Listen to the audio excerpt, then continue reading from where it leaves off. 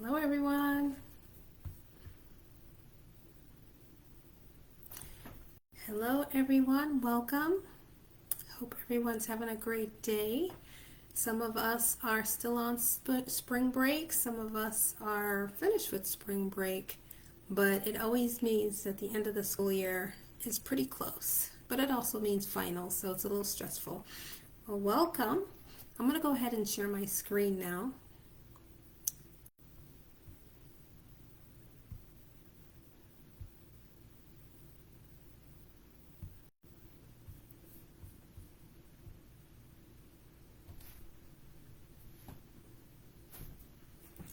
All right.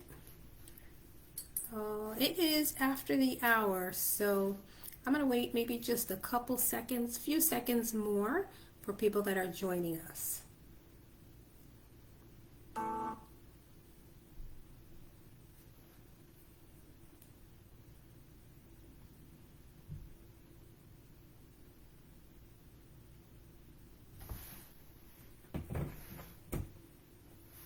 All right, well, I think we should go ahead and get started. It's 2 minutes after the hour. So again, I would like to welcome you to the Exceedingly Abundantly podcast. I am so glad to be here with you all today, and I am grateful for all of you that have come to join me. But for those of you that were not able to watch at this very moment, you do have the opportunity to watch it again because it is recorded, as it is live. So, Exceedingly Abundantly podcast takes place every second and fourth Saturday of the month. So be sure to be here twice a month, the second and fourth Saturday. So my name is Joanne McDermott. I am a board certified functional nutrition counselor, and I am also a certified mental health coach. And I just want to let you know, as always, that the information provided here is intended to promote overall well-being and is not a substitute for personalized or professional care. Viewers are encouraged to become empowered by learning how the body functions and allowing them to take an active role in their own health goals and decisions. So we are going to continue our talk on exercise. So the month of March is our month of exercise. And we talked a little bit about it last time. We went more into the benefits of exercise. Do you remember what some of those were? Exercising helps to build strong bones. It helps to build more muscle. We get more muscular, or we get more tone. Exercise helps us to have better balance and improved agility. So, we're not tripping and falling so easily. We're not having to hold on to everything or walk with a stick or cane as much, because we just got that better balance and agility. Exercise helps us to breathe deeper, or it encourages deeper breathing because we are working hard, our body's getting more oxygen, and so it makes us just want to take in a bigger breath. Exercise also helps to improve gut motility. So when I say gut motility, I am talking about the speed at which the food is moved through our gastrointestinal tract. So mainly I'm talking about the small intestines and the large intestines. And even moving out of the stomach. Some people suffer from a condition called gastroparesis, where the food is just kind of not moving along the way it's supposed to. And one of the things that can help that is exercising, because you see, all of that is muscles. And it's muscles contracting, squeezing and releasing, that's helping to push that food down. So just by doing exercises, it builds muscles, and including the muscles in your gastrointestinal tract. And exercise also releases endorphins. Remember what we talked about? Endorphins. What's the word, the medication that you see in the word endorphins? Morphine. So endorphins is our body's natural pain reliever, and it also tends to make us feel like we're on a little bit of a high, or natural high ecstasy. And or endorphins just helps us to feel that way. And finally, exercise also helps to keep us young. Not only physically, because we're building muscles, but also mentally, because it is helping to produce new neurons, which are brain cells. All right, so today I wanted to talk about the different types of exercises, just going into that a little bit and talking about how these different types of exercises affect our bodies, how it makes us stronger, but also how it helps us to stay, toned and trim. So one form of exercise that you can do is just walking. Now, some of you here are going to be in the category of those that feel like you cannot exercise, or you really can't, because you are not able to walk. You might have bad knees, you might have a lot of arthritis, and it's just painful. It's just painful to walk. You can't walk. Maybe you've even had some kind of injury and you're just not able to walk right now. You have a broken leg, broken foot, or something like that. And so that is okay. There are other types of exercises we can do. There are several others, and I'm going to show them to you, but I'll mention one more now. You could also do exercises where you are sitting down, and so obviously you're not going to be using your legs, but you can be using your arms. You can have weights where you can be lifting to kind of give you a little bit more resistance, and you can do certain cycles of that. And just by doing that over and over again, over a period of time, you are going to start to get tired, which is going to start to increase your heart rate, and is also going to cause you to experience more deep breathing. So that is exercise, and that counts. Anything that increases your heart rate and your breathing, it can be classified as a form of exercise, because ultimately whatever exercise we're doing, that is what we are accomplishing. The increased respiration, breathing, and the increased heart rate. So again, let's look at this picture of this man. He is walking. Doesn't look like he's walking very fast, but for sure he's walking. And if he ends up walking even a mile, or if he ends up walking for about 15 minutes, he definitely is moving. He's active, even though his heart rate might not be beating super fast, but it is beating more than if he was just sitting. So walking is very good, and I really like how this person is outside walking, because he is amongst greenery, also called vegetation, the green grass, the trees. He's getting in the fresh air, getting a better quality and quantity of oxygen, because the vegetation gives off oxygen that we breathe in, and then as we breathe out our waste, carbon dioxide, the trees take it in. So it's like the trees, they kind of clean up the air, give us better fresh air, and we just get more oxygen, which is absolutely what our body is demanding when we are exerting ourselves and we are becoming physically active. But the other thing about being outside too, if you notice, it's a nice sunny day out there. So what else is he getting? He's getting a dose of the sun, isn't he? And do you remember what's particularly good about the sun? There's two things that we get from the sun. We get the vitamin D, which so many of us are so low in, and we also get the serotonin, which is what makes us happy. It's the hormone that makes us happy, but it's also the hormone that helps to produce melatonin, which helps us to sleep better at night. So many, many benefits of just doing your exercise outside. So walking is a great activity, especially when you do it outside. I know some of us like to do it on the treadmill, and sometimes it is too cold outside or too hot outside, but whenever you get a chance, try to go outside, at least sometimes. If it's really hot, it might be better to go earlier in the day. And if it's cold or tend to be cooler weather, then it's going to be better to go like right in the middle of the day. Another type of exercise that can be done is jogging. Jogging is a light type of running, and running is another type of exercise you could do. So jogging, you are definitely exerting yourself a little bit more, but not as much as if you were running. Any person that's running, they will, and running as fast as they can, or maybe not even as fast as they can, but just running, after a while you're going to have to stop, right? Because that is exerting yourself in a great deal, and you are going to be just burning off a lot of energy very quickly to the point where you don't have any more, and you're just going to have to stop.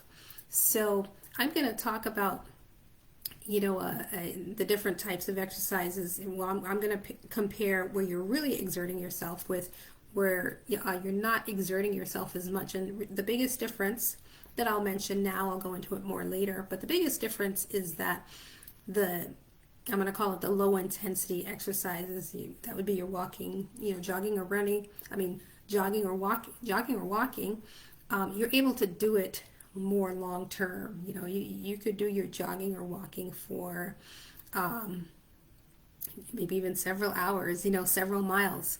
Whereas when you're sprinting, it's just a few minutes, right? Maybe even a few seconds, and you have to stop. You have to stop. You're either done for the day or you got to take a break before you get back to it again. But these are also very good exercises. However, the thing to keep in mind when you are doing some kind of running or jogging, it tends to take a little bit more toll on the body because you are kind of pushing your body up and then it's coming down, kind of going up a little bit and then it's coming down because gravity is pushing you back down. And sometimes that coming down all the time puts a certain amount of weight on your knees, and it causes you to maybe cause a little bit of damage to your knees. So it depends on how fit you are. Some people, they won't feel anything at all. But maybe some of us that are a little bit older can kind of take a little bit of a toll on your knees, maybe even on your ankles. So for you, it's going to be better to just do a walk. But you can do a brisk walk too, but at least you won't have the pounding, down on your knees or on your ankles. So just something to keep in mind there. Another type of exercise is swimming. Swimming is fantastic. It's great. It's refreshing. You're in the water, especially if you can go in a lake or something like that as opposed to a pool. A pool is okay, but just got to be careful of all that chlorine all the time. Unless you can find a salt water pool, that would be great. Some of us are going to be really sensitive, to the chlorine, and it tends to really dry up your skin and dry up your hair. So, if the pool is all that you have, then, that's okay. That's what you have. But if you ever have any other opportunity or alternative, you can try the lake or a saltwater pool. So swimming is a great exercise as well. For those of you that have a hard time with movement, can't move too much, water is fantastic because it causes your body to float. So you don't have to always work so hard at moving, but you are, being challenged still because you're trying to move your body through the water. The faster you're moving your body through the water, the more energy you're going to be exerting. It's definitely going to be more challenging. Think about it. If you take your arm and you wave it in the air, that's not much force at all, that you're exerting, but you put it in the water and you try to move your hand back and forth, it's going to be harder because you're moving it against the water. But at the same time, you could move it slowly, right? You don't have to do it fast, and then it's easier than if you had it in the air, because the water just causes your body to float somewhat.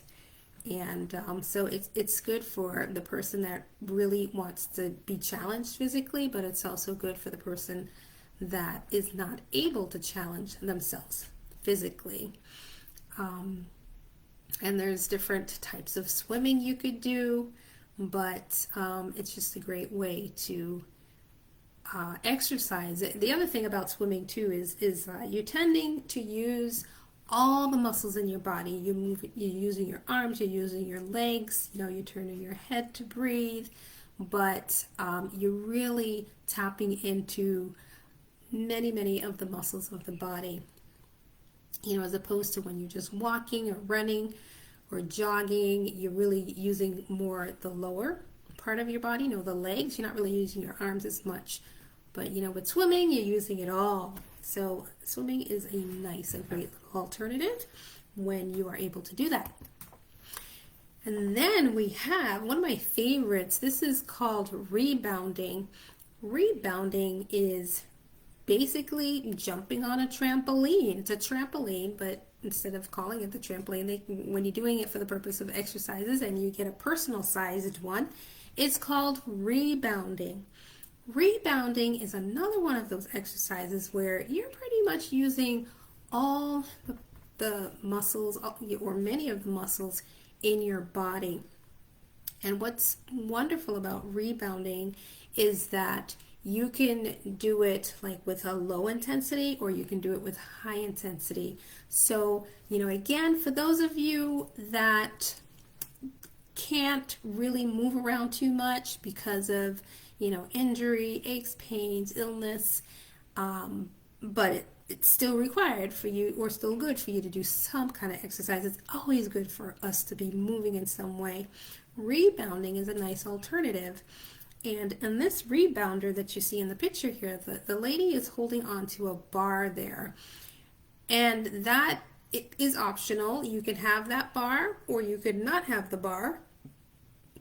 But the bar helps to give you a little bit more stability, right? You're feeling a little bit off balance, or you're afraid you're going to fall. You know, you can grab onto those bars. Now she's jumping there pretty high. You do not have to jump that high and still get the benefits of that exercise. You can do a very gentle, very light bounce, so light that your feet does not disconnect from, you know, the surface of the rebounder. And so you're just doing this really gentle bounce. You are still going up and down, so you are moving and you're getting the benefits of that exercise. And if you do that long enough, you're going to start to get tired. You're going to start to breathe deeper, and you're going to feel your heart rate start to increase. So you could do that very gentle bounce, or you can do this high bounce. You can do, like, you know, one leg at a time. There's lots of videos there on YouTube that shows you different routines that you can do with the rebounder. But I love it. It's great. It's low key. You know, again, for those that can't do much, but it's not only the physical benefits, you know, the exercise opportunities that you get from the rebounder that makes the rebounder good, but also just having your body in a jumping motion like that helps to move along a fluid in your body. It's called the lymph fluid. It's an excellent exercise to get that lymph fluid moving along. We always want our lymph fluid to be moving. Why do we want it to be moving? Because our lymph system, I had talked about that a few months back, but it's part of our immune system. It does have like immune cells inside of there, you know, those immune cells that have grabbed a hold of some foreign substances that were in our body, or harmful substances that are in our body. It takes it and it brings it through this lymph fluid and kills it further if it's not killed completely yet. And then it's kind of like some people refer to it as the body's vacuum cleaner. It's just cleaning out all of the toxins and bacteria, and you know, that got into us, that if it stayed there and continue to grow, you know, would harm us. So it collects it all in the lymph, for it to eventually be excreted out of our bodies. So sometimes that lymph fluid can get a little bit stagnant, but we want that to be moving along so those harmful substances can get out of our system. And rebounding does an excellent job at getting that lymph moving along. So now let's take a moment to talk a little bit about how we use the energy in our body, how we make the energy, how we use that energy, because ultimately that burning up of energy is what helps to keep us healthy and what helps to keep us fit, helps us to keep us within the right weight, and even helps us to lose weight. So let's just go back and look at things from a cellular level. So there's something called cellular respiration, and that is the process by which, it says plants and animals, or we as humans, the process by which cells break down sugar and turn it into energy. So we need energy. Energy allows me to speak and you to speak. Energy allows you to think, so that as you're listening to me right now, you can understand what I'm talking about. Energy allows our heart to beat, allows us to breathe, allows us to walk or do any kind of activity, whether it's a low intense or a high intense activity. So here is a picture of a cell, just an example here. So when we eat food, that food breaks down, and it eventually breaks down into a type of sugar called glucose. That glucose enters into the cell. There's a lot of steps that take place, but for the sake of just, keeping it simple, that cell breaks down that glucose and eventually produces energy, right? And that's what makes us able to do all the things that we're doing throughout the day. Sometimes the cell is using just glucose or mainly glucose. Sometimes it uses glucose and oxygen. And other times it'll use the glucose, the oxygen, and fats, and even protein. So, and that's when we're exerting ourselves even more.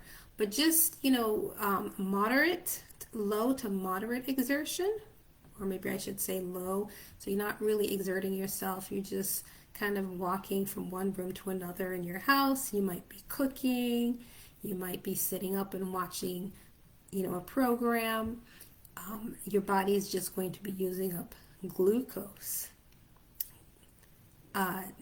to be able to create that energy to do those low-key, types of activities that you're doing. Let's look at another one here. So again, over to the left here. Here's your body is using glucose to allow metabolism to happen, basically just giving you energy. We can kind of think of these right here, these oval shapes right here. We'll call that the cell. So let me give a little review again when we're using glucose to make energy. When we eat foods, especially those foods that are a type of carbohydrate, such as a slice of bread, it breaks down and it goes into our bloodstream, right? And then we have insulin that goes into our bloodstream as well, that helps that glucose that's in our bloodstream, to eventually get to our cells, right? So you have the carbohydrate gets broken down, goes into our bloodstream, turns into glucose, and then that glucose eventually goes into our cell. Now, this is called anaerobic because it means it uses no oxygen. So when this cell got its energy, it didn't use any oxygen. It really just used glucose to get its energy. So another way in which our body gets this glucose is from the liver and from our muscles. So when we eat food, And let's say we're not very active. Okay, it used up the sugar that it needed to, but there's still a little bit more sugar left over. Maybe we ate something that had a lot of sugar, um, and so we weren't active. Our body didn't need to use it. So what it does is it stores it, and the first place it stores it is along the liver. It turns it into glycogen. It also gets stored in some of our muscle cells. It's also called glycogen. And then if we suddenly get active, so let's say we're sitting down, we're watching TV, okay, we use some sugar, didn't use that much, all right, gets stored on the liver and gets stored in the muscle. And then after the program is over and we decide, oh man, you know what? I was just sitting down and eating for the last hour. Let me just go in for a walk. And you end up going outside and you walk for a whole hour. Now you're needing more sugar because now you didn't need any more again. So now your body's going to tap into the stored sugar in your liver and in your muscles. It was glycogen, but it turns it back into glucose. And now you have sugar, in your bloodstream again. It goes into your cell. And now you have the energy to go for that walk, that hour-long walk. Which is a good thing because it's helping to keep the sugar not being built up, in your liver. Sometimes that happens and people end up getting fatty liver. So this is just an example, low intensity, not doing a whole lot. Your body is relying mainly on glucose to give you the energy, and it's enough. All right, let's go over to this other side here now. Sometimes your body uses not only glucose, but it uses fats and protein, which when you break that down into smaller components is amino acids. So sometimes it uses protein and fats to go into your cell to give you the energy. So let's talk about that for a moment. And it also uses oxygen. So that's why this is called aerobic metabolism. So it uses the amino acids or protein, the fatty acids or fats, and it also uses oxygen to give you the energy. So, and this is usually more of like your, high intensity type of workout or activity. So let's say that you are getting ready to run, and you're running fast, or maybe you've been running at a pretty quick rate, when you're doing it for a while. So what happens is your body always resorts to the glucose first to get that energy. But if you're going and going, you're still going and you're pushing yourself and you're not stopping yet, it's going to run out of glucose. There's no more there, on your liver or on your muscle. There's no more available at that moment. And so it has to dig deeper. It has to find that source of energy so that it can help to give you the energy that you need to continue. You're not stopping the running yet. You're still going and you're pushing yourself. So what it does, it goes deeper, digs deeper, and it goes into the adipose tissue. So your adipose tissue is where your stored fat is, but like when it's stored really deep, because any excess gets stored on our livers first, and then sometimes when the liver can't hold anymore, then it goes into our adipose tissue. So that's why after the liver sugar or fat is stored up, no more there left, I need more energy, it starts to tap into the adipose tissue, or any place where you have some triglycerides that are stored, which is like the deeply stored fat. So it taps into this because the other glucose, the other fat is no longer there, so it taps into that, and then it's using that to provide that extra energy.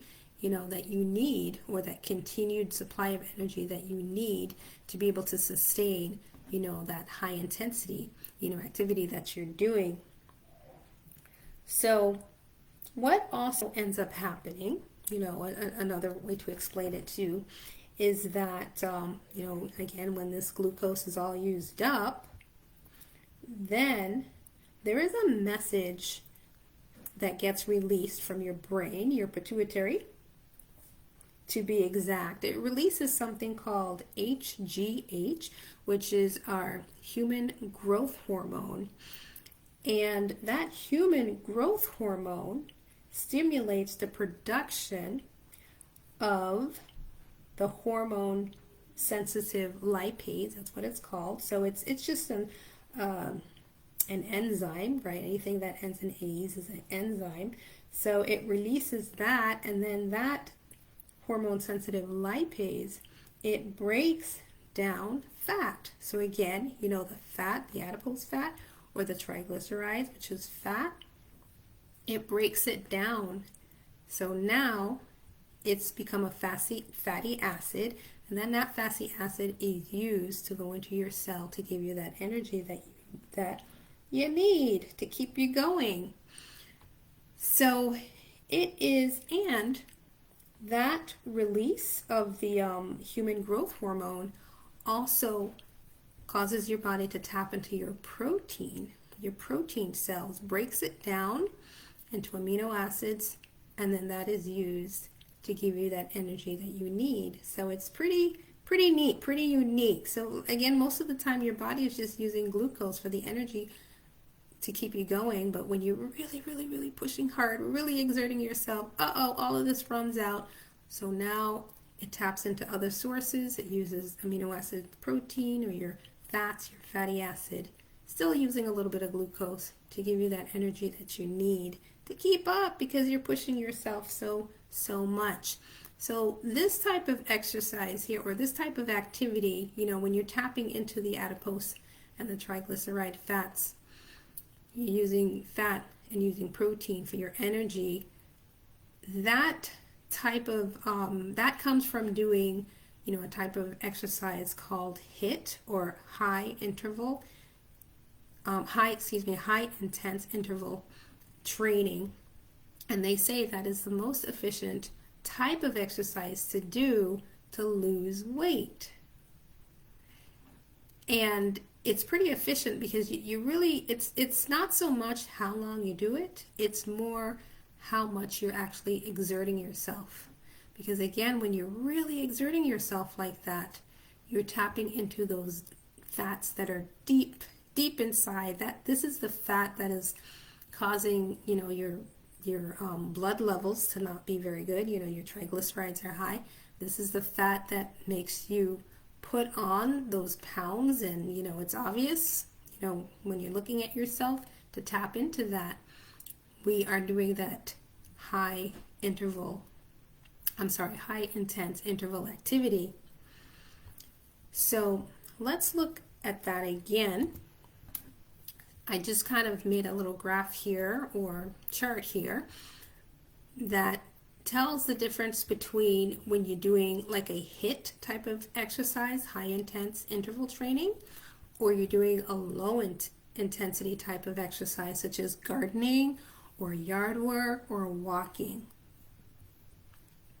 So a type of HIIT exercise, it's going to be quick. It's going to be something that you're doing quickly, because it's really done in cycles. And it starts off where you are exerting, pushing yourself hard, as hard as you can. Well, before you do any exercise, it's always good to do a warm-up. Just stretch those muscles a little bit, get them ready to work so that you don't shock them. You do your little warm-up for maybe about a minute or two. Okay, now when you're doing the high intense interval training, you are going to pick a certain activity that you're going to do, and you're going to really push yourself. So let's say, for example, you decide to run upstairs, or you decide to run up a hill, or you decide to run as fast as you can or almost as fast as you can. And you're going to be doing that high intense activity. You're going to be doing that for about 30 seconds. You keep going, keep going, keep going, push, push, push as hard as you can without stopping. You may have to slow down a little bit because maybe 30 seconds might be too much for you. You may have to just do it for 15 seconds. But anyway, you're doing it for some seconds, pushing yourself as hard as you can. And then at the end of the 30 seconds, you're going to slow down. You are not going to stop completely. So let's say you're going up steps. Now you can turn around and start going down the stairs at the end of those 30 seconds. Or if you were running, fast, sprinting, now you can just walk. So you notice you're not stopping completely. You're just not exerting yourself, not nearly as much, giving your body a chance to catch up, catch your breath, and eventually, your heart rate will start to slow down a little bit. And then, so that's called the recovery phase. And that phase should last about 90 seconds. Depending on how fit you are, it might last a little bit longer, and that's okay, because as you do it, you will get better, you will get stronger. But we're just going to work with the 30 and 90. So you push in yourself at 30, you go into recovery. Again, not stopping completely for 90. And then you do the 30 again, the 90 again, and for a third time, you do the 30 again, and then the 90 for the last time. So you're ending with that restful state until you are eventually able to stop. And again, after you do exercises, you also should do some kind of a warming down, and that's usually just stretching, just stretching those muscles. Anyway, but so that's the HIIT exercises. So that usually is it's quick, because when you do about 6 cycles of your 30-90, 30-90, 30-90, then you will end up exercising for about anywhere from 15 minutes to a half hour. 15 minutes to a half hour. And so that might look like some kind of sprinting or running. And what is very good about this exercise, and let me back up a little bit. So because you're really exerting yourself, you are going to find that you're going to be breathing really deep and faster, and that's because your body is requiring oxygen. Because the body uses oxygen also to produce the energy. So remember, the low intensity, you're using mainly glucose, right? But the high intensity, you're using a little bit of glucose, but you're really mainly tapping into the protein, the fat, the deep down stored fat. You're using the protein, but you're also using oxygen. So that is also why when you are really struggling to do those last few seconds, your trainer is going to tell you, breathe, make sure you're breathing. When we're like struggling, even if you're doing like a weight resistance, and let's say you have in your arm 5 pounds, right? And in the beginning, okay, this is not too difficult to lift up, but then when you get to the third cycle of doing it 10 times, you're struggling. When we struggle like that, we tend to hold our breaths because we're just under stress. It's pressure, and we just forget to breathe. But what does the teacher say? What does the instructor say, or your trainer? Breathe. Don't forget to breathe. And the reason why is because that same oxygen that you're breathing in, your body is going to use it to help you to produce the energy so that you can have the strength to continue to do those last few seconds of lifting up that bar. So yes, during our HIIT exercises, we're using protein, fat, and oxygen to get the energy to continue doing what we're doing, and we're tapping into the deep down stored fat, which is what makes us overweight that is what we really want to tap into. So that's why they say these HIIT type of exercises are very efficient in helping us to lose weight. And the wonderful thing about it is that you only need to do between 15 to 30 minutes of it. You don't always have to be doing these hour-long exercises to get the effect that you want of losing weight. These type of exercises are also called aerobic because it uses oxygen. Aerobic just means oxygen with oxygen. All right, looking on the other side here, we have the anaerobic exercise, which means you're not using any oxygen. Why? Because we're using glucose mainly. It's your low intensity where you're walking, or you might be doing some gardening or yard work, and it tends to be more of a long term. So it might be like a class that you go to, or if you went for a walk, you might walk for like an hour. See, when you're doing these type of exercises, so it's a low intensity, to really get the effect of burning, fat, to lose weight, you would have to be doing it longer because you're not pushing yourself as much. So more is going to be required before you are actually able to tap into those deep down stored fats and triglycerides, those fats that you want to get rid of. So now, always want to remember that after you do any kind of workout, you want to make sure that you're showering, right? Because what happens when we are exerting ourselves or we have exerted ourselves? We start to sweat, right? Some of us might be pouring down with sweat to the point where you have to have a towel and dry yourself. Some of us may not even see any buildup that, it causes the sweat to drip down your face or your neck. But there is still a little bit of perspiration there. You just have not sweat a whole lot. But if you're exerting yourself, you're going to be releasing some waste. So it is very good. It's very important to shower after you have your workout because that sweat, it's actually waste. It's one of the ways in which your body excretes waste or gets rid of waste. Waste is what our body says, no, we don't need this. We need this out of you because if it doesn't get out of you, you are going to get sick. So it's good. Excretion, that's good, whether it's through our bowels or urines or sweat. We want to aid our body in making sure we're getting rid of that. So sweat is waste, and you don't want to have it just sit on your skin because your body will reabsorb it because that's how the skin is made to absorb. That's why we put lotion on.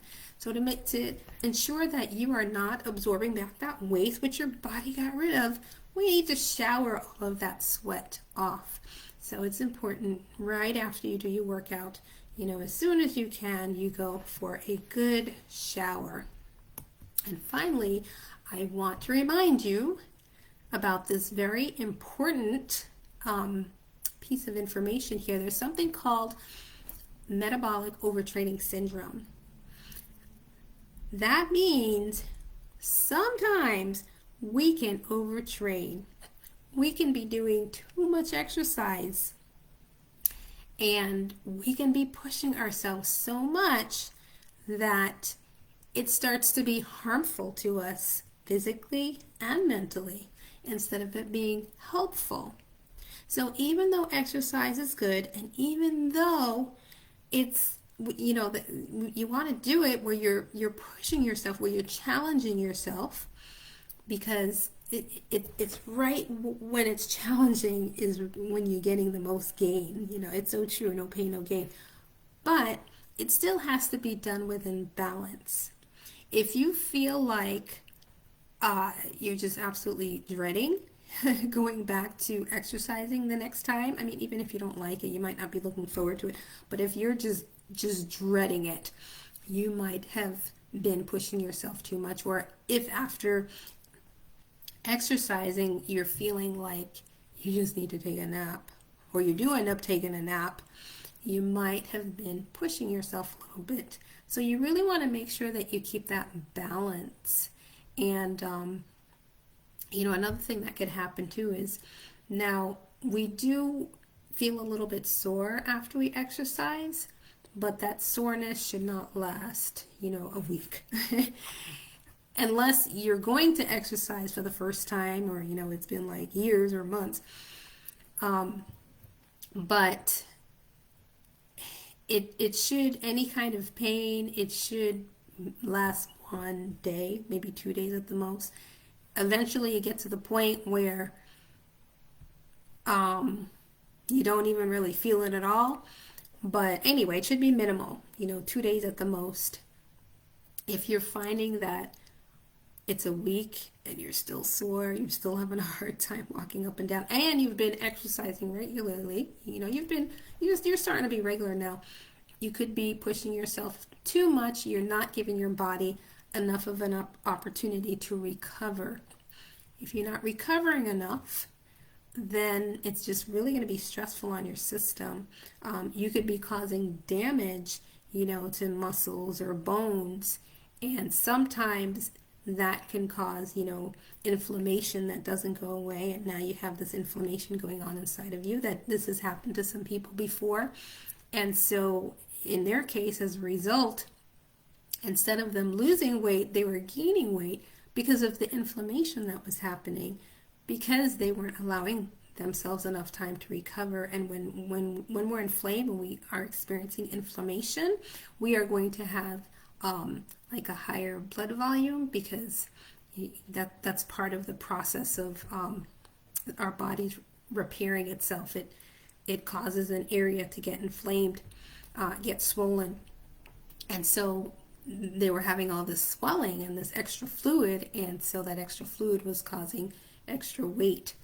So be cautious of that, and you might have to tone it down a bit, but it's important to know and realize it's not so much how much you do or what you do. The most important thing is that you keep consistent. So if it's just a drop in a bucket that's going to help to keep you consistent, it's better to do that drop in the bucket, because you will keep doing it, and you'll keep doing it and keep doing it long term. If you're doing too much, it might look impressive, it might look great, but it won't last. And then you may end up going months, weeks, even years without even trying to do anything again. And it's daunting to try again because you got so burnt out. So we don't want to get to that burnt out stage. So that is what I have for you today. Thank you so much for joining us again on Exceedingly Abundantly podcast. Again, we meet the second and fourth Saturday of the month. We are completing our March theme. We did exercise for the month of March. So we have a new topic coming up for you in April. So I will see you in April. Again, this is Joanne McDermott, coming to you from Exceedingly Abundantly. Enjoy your day. Thank you.